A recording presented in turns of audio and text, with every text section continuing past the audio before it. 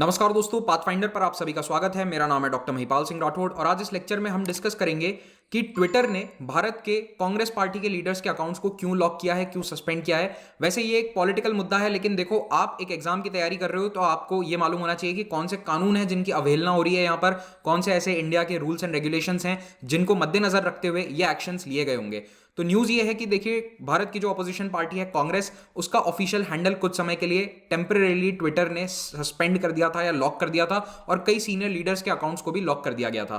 कांग्रेस के ex president Rahul Gandhi का भी अकाउंट पिछले एक हफ्ते से लगभग बंद है। It has been locked by Twitter. इन पॉइंट्स की हम डिटेल में चर्चा करें उससे पहले आपको बताना चाहता हूं कि अनअकैडमी ऐप पर आप मुझे इस आईडी पर फॉलो कर सकते हैं। यहां पर मेरे प्लस कोर्सेज, स्पेशल क्लासेस की अपडेट्स आपको टाइमली प्राप्त हो जाएंगी और इस लेक्चर का पीडीएफ pathfinder_UPSC टेलीग्राम चैनल से डाउनलोड किया जा सकता है। 10 अगस्त 2021 को ट्विटर ने भारत की opposition party Indian national Congress का ऑफिशियल अकाउंट सस्पेंड कर दिया और इसकी जानकारी कांग्रेस के स्पोक्स पर्सन ने दी थी, रणदीप सुरजेवाला। इनका खुद का भी अकाउंट सस्पेंड हो गया। पिछले एक हफ्ते से राहुल गांधी, जो कि कांग्रेस के एक्स प्रेसिडेंट हैं और one of the most senior leaders हैं, इनका अकाउंट भी बंद है। अब आमतौर पर जो नेता हैं वो बहुत ट्वीट करते हैं, आप देखोगे, लेकिन इनके अकाउंट पर आखिरी ट्वीट 6 अगस्त को किया गया था और ये अकाउंट लॉक हो चुका है या टेम्परेरीली सस्पेंड हो चुका है। इसके बारे में जानकारी कांग्रेस के ऑफिशियल हैंडल से मिली थी। 11 अगस्त को ये कांग्रेस का ऑफिशियल हैंडल भी लॉक कर दिया गया, लेकिन एज ऑफ राइट नाउ, जब 12 अगस्त की शाम को ये लेक्चर रिकॉर्ड कर रहा हूं मैं, उस समय ये अकाउंट फिर से एक्टिव हो चुका है। इसके साथ साथ कांग्रेस के कई अन्य नेता जैसे कि अजय माकन, जितेंद्र सिंह, सुष्मिता देव, मणिक्कम टैगोर, इनके भी अकाउंट्स को लॉक कर दिया गया था। अब यह निर्णय ट्विटर ने लिया क्यों है, इसके पीछे क्या कारण है? 1 अगस्त को राजधानी दिल्ली में एक 9 साल की बच्ची के साथ बलात्कार किया गया और उसके बाद उस बच्ची की हत्या कर दी गई थी। अभी इसमें केस में इन्वेस्टिगेशन चल रही है, इसीलिए मैंने यहां पर अलेजेडली शब्द का इस्तेमाल किया है। तो देखिए, इस पीड़ित परिवार से मिलने के लिए कई नेता गए थे, जिनमें कांग्रेस के एक्स प्रेसिडेंट राहुल गांधी भी शामिल थे। इन्होंने उस बच्ची के माँ बाप से मिलकर एक फोटो यहाँ पर शेयर करी थी ट्विटर पर। मैंने इस फोटो को पूरी तरह से हाइड कर दिया है, इसमें बच्ची के माँ बाप नहीं दिख रहे हैं। अब भारत का कानून ये कहता है कि आप किसी भी बलात्कार पीड़िता की जानकारी पब्लिक में साझा नहीं कर सकते जिससे उसकी पहचान करी जा सके, और खास करके जब पीड़िता एक बच्ची है तो यहाँ पर 2 स्पेसिफिक कानून हैं जो लागू होते हैं। पहला है जुवेनाइल जस्टिस एक्ट ऑफ 2015 और दूसरा है पॉक्सो एक्ट। तो इसी के तहत राहुल गांधी के खिलाफ कंप्लेन भी करी गई, कोर्ट में भी कुछ सोशल एक्टिविस्ट ने कंप्लेन करी, उनके खिलाफ केस दायर किया और national commission for protection of child rights ने इसका संज्ञान लेते हुए ट्विटर को एक नोटिस भेजा और कहा गया कि ये ट्वीट हटा दिया जाए। तो ट्विटर ने इस ट्वीट को अब हटा दिया है और उसके बाद से इनका अकाउंट भी कई दिनों से लॉक है। अब आप शायद सोच रहे होंगे कि जुवेनाइल जस्टिस एक्ट तो बाल अपराधियों के लिए होता है, तो पहली बात तो बाल अपराधी शब्द अब इस्तेमाल नहीं होता, और दूसरी बात आप बिल्कुल सही सोच रहे हैं, any child who is in conflict with law, अब ये टर्म इस्तेमाल होता है। कोई भी बच्चा जिसने कोई ऐसा जुर्म किया है जो कानूनन एक अपराध है, the child is in conflict with the law. तो जो ऐसे बच्चे हैं, साथ ही साथ जो पीड़ित बच्चे हैं, विक्टिम है या फिर जिन्हें प्रोटेक्शन की जरूरत है, उनमें से किसी की भी जानकारी पब्लिक में, मीडिया, मैगजीन, न्यूज़पेपर्स, इनमें पब्लिक में साझा नहीं करी जा सकती है जिससे उसे आइडेंटिफाई किया जा सके, जिससे उनकी पहचान करी जा सके। और यहाँ पर एक शब्द पर गौर कीजिएगा कि any other form of communication भी यहाँ पर शामिल है। तो जैसे मैगजीन, न्यूज़पेपर, ये तो स्पेसिफिकली लिखे गए हैं, लेकिन अब जैसे अदर फॉर्म ऑफ कम्युनिकेशन में सोशल मीडिया, इलेक्ट्रॉनिक मीडिया, ये सब भी आ जाएगा। तो इनकी जानकारी ना तो कोई मीडिया साझा कर सकता है, ना ही पुलिस भी इनको आइडेंटिफाई करेगी। इन प्रावधानों का उल्लंघन करने पर 6 महीने तक की सजा या 2 लाख रुपए का जुर्माना या दोनों ही लागू किए जा सकते हैं।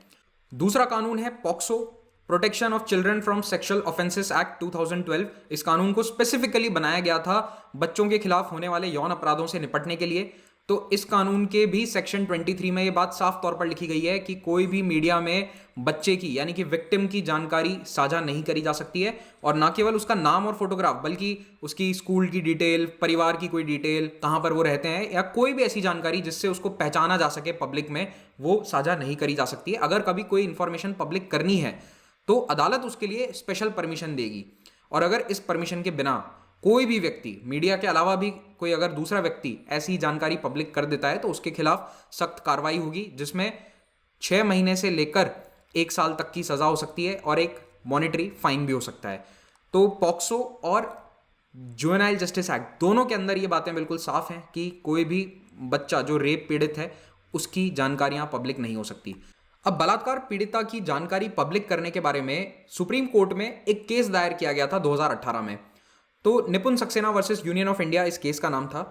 तो इस केस की हियरिंग जब चल रही थी तब एक आर्ग्यूमेंट पेश किया गया था कि जिस केस में महिला की या बच्चे की डेथ हो जाती है रेप के बाद में, तो उनका नाम पब्लिक करने देना चाहिए, ताकि क्या होता है कि जैसे अगर उसको न्याय नहीं मिल रहा है तो उसके लिए कोई आंदोलन चलाना चाहते हैं तो वो उस नाम का इस्तेमाल कर सकें। इसका बेस्ट एग्जांपल निर्भया केस है। हालांकि निर्भया उस लड़की का असली नाम नहीं था, जैसे मीडिया ने या लोगों ने निर्भया नाम दे दिया था, तो जस्टिस फॉर निर्भया कैंपेन चलाया गया था। उस प्रकार से एक जो स्पेसिफिक नाम के साथ अगर कैंपेन कोई चलाना चाहता है मृत्यु के बाद तो उसकी परमिशन हो, लेकिन सुप्रीम कोर्ट ने इस केस की हियरिंग के दौरान ये इसके लिए भी मना कर दिया था, साफ तौर पर मना कर दिया गया था कि चाहे पीड़िता जीवित है या मर चुकी हैं, दोनों ही केसेस में उसकी पहचान पब्लिक नहीं करी जा सकती है। चाहे परिवार इसके लिए ओके हो सकता है कि रेप पीड़ित महिला अपना नाम पब्लिश कराने में उसे कोई हर्ज नहीं हो, लेकिन भारत का कानून क्या कहता है कि फिर भी उसका नाम पब्लिक नहीं किया जा सकता है। तो सुप्रीम कोर्ट ने इस केस में फिर से ये बात दोहराई कि जो कानून है भारत के वो इसके लिए मना करते हैं, और अगेन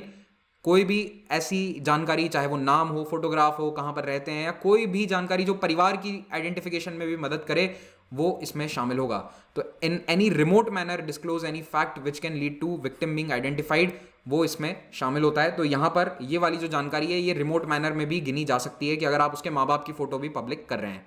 अब फिर से हम इस ट्विटर वाले मामले पर आ जाते हैं। तो देखिए, जब राहुल गांधी के खिलाफ कोर्ट में केस दायर किया गया तो ट्विटर भी एक इसमें पार्टी था। ट्विटर ने जानकारी दिल्ली हाई कोर्ट में दी कि हाँ ऐसी कंप्लेन आई है और हमने जो वो ट्वीट है उसे डिलीट कर दिया है अपने स्तर पर, क्योंकि उसके खिलाफ कंप्लेन आई थी। अब इसके बाद कई अन्य नेता जिन्होंने उस फोटो को रीट्वीट किया था उनके अकाउंट्स को भी लॉक कर दिया गया है, टेम्परेरीली लॉक कर दिया गया है, क्योंकि ट्विटर की अपनी पॉलिसीज इस मामले में काफ़ी सख्त हैं। देखिए, ट्विटर ने अपनी वेबसाइट पर बहुत डिटेल्ड अपनी पॉलिसीज लिखी हुई हैं कि हमारे रूल्स एंड रेगुलेशन क्या हैं। खास करके हिंसा को लेकर, आतंकवाद को लेकर ट्विटर बहुत ही स्ट्रिक्ट है। चाइल्ड सेक्सुअल एक्सप्लॉयटेशन और सेंसिटिव मीडिया को लेकर भी इनकी पॉलिसीज ऑलरेडी अवेलेबल हैं।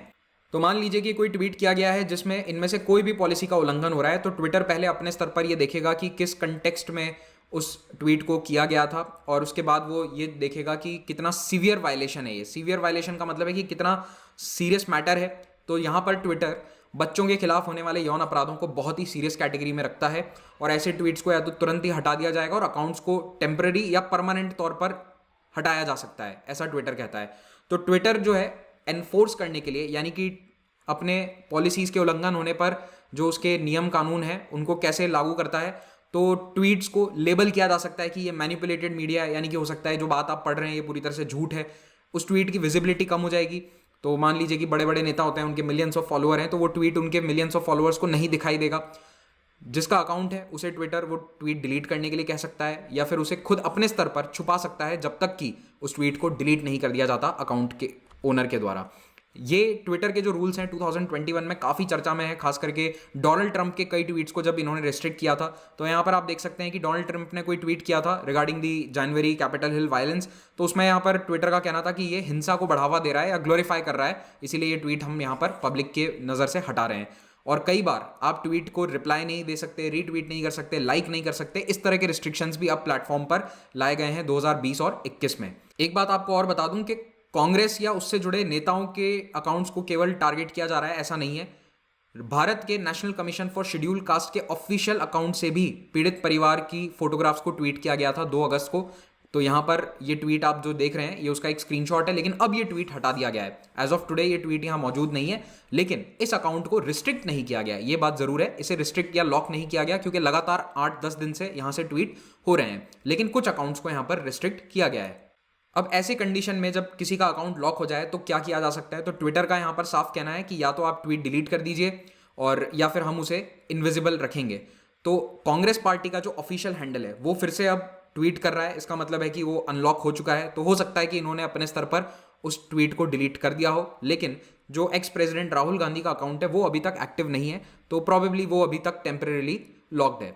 और अगर बार बार इस तरह के वायलेशंस होते हैं, अगर बार बार कोई नियमों का उल्लंघन करता है तो ट्विटर परमानेंट भी अकाउंट डिलीट कर देता है। जैसे कि दुनिया के सबसे बड़े अकाउंट्स में से एक अमेरिका के पूर्व राष्ट्रपति डोनाल्ड ट्रंप का अकाउंट ट्विटर ने डिलीट कर दिया था जनवरी के महीने में। और भारत में भी कुछ ऐसे फेमस केसेस देखे गए हैं, जैसे कि बॉलीवुड अभिनेत्री कंगना रनौत का ट्विटर अकाउंट डिलीट कर दिया था, परमानेंटली सस्पेंड कर दिया था।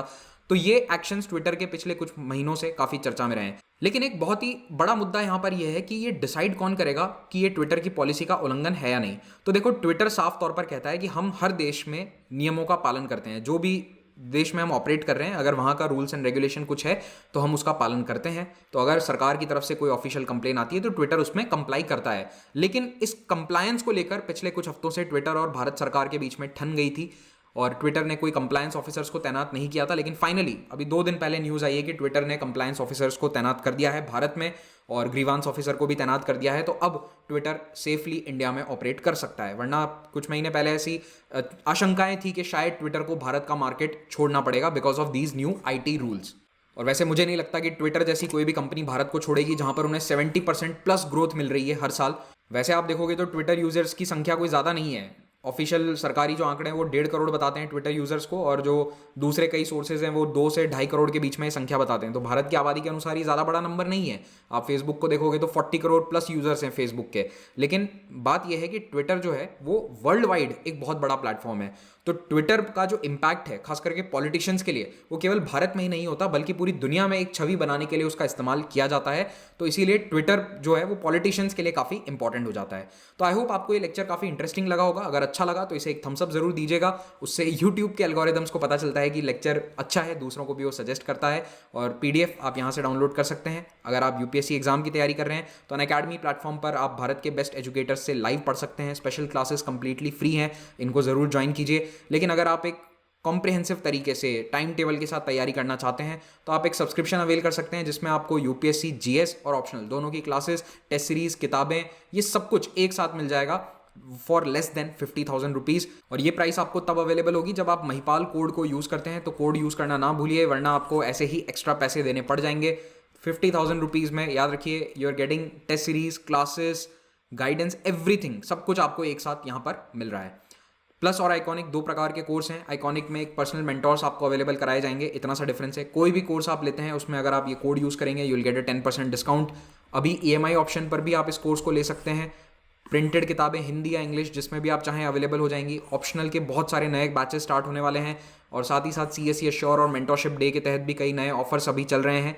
Extended validity, comprehensive test series और नए बैचेस जो हर वेडनेसडे को चालू होते हैं। तो 11 अगस्त से नए बैचेस स्टार्ट हुए थे, अगले वेडनेसडे को फिर से नए बैचेस स्टार्ट होंगे। तो आप बस एक बैच ज्वाइन कर लो, आपकी क्लासेस ऑटोमेटिकली शेड्यूल कर दी जाएंगी, आपको बस समय पर क्लास अटेंड करनी है। 19 अगस्त से मेरा मेडिवल हिस्ट्री का कोर्स शुरू हो रहा है प्लस प्लेटफॉर्म पर। तो अगर आप एक प्लस सब्सक्राइबर हैं और उसको ज्वाइन करना चाहते हैं तो नीचे वीडियो के डिस्क्रिप्शन में आपको इसका लिंक मिल जाएगा। Do join the class on 19 अगस्त। 12 घंटे में पूरी मेडिवल हिस्ट्री हम कवर करने वाले हैं। फ्री टेस्ट सीरीज का फायदा उठाइए, इससे आपका स्कोर बढ़ेगा कॉम्बैट में और आप सब्सक्रिप्शन अवेल कर पाएंगे। Thank you very much for watching this, have a great day.